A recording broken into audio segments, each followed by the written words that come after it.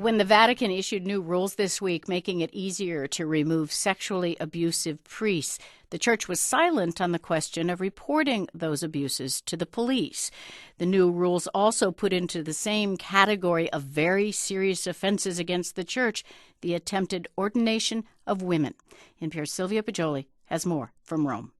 The new norms double the statute of limitations for disciplinary action against pedophile priests from 10 to 20 years.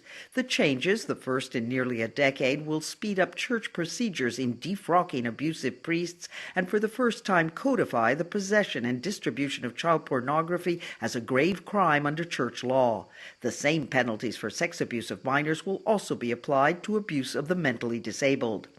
Ann Barrett Doyle of the U.S.-based bishopaccountability.org says the new norms amount to administrative tinkering of a secretive internal process. There's been massive evidence of widespread child sexual abuse within the church. And what the Vatican did today was the equivalent of bringing a toy shovel to an avalanche.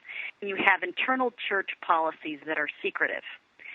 They don't do much to keep children safer. Contrary to the expectations of many victims groups, the new norms do not include the requirement that bishops report abusive clergy to the police. Barrett Doyle says transparency is essential. We need the names of abusers and we need the names of supervisors who enabled them. Without the names and without the information, there can be no real accountability.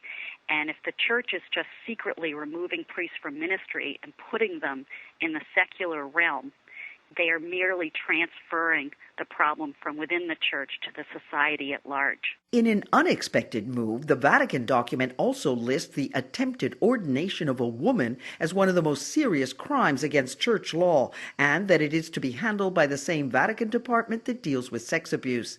Vatican observers say this inclusion appears to reflect an increasingly conservative trend in the Holy See as it reacts to what it sees as growing hostility in the secular West. For example, the U.S. Supreme Court decision to allow a sex abuse lawsuit in Oregon against the Vatican to proceed, and the recent series of spectacular police raids against the Belgian Catholic Church suspected of having protected many pedophile priests. John Allen is the Vatican expert at the National Catholic Reporter. Psychologically, the policy-setting class in Catholicism has gone from seeing itself as a majority in the West to seeing itself as an embattled minority.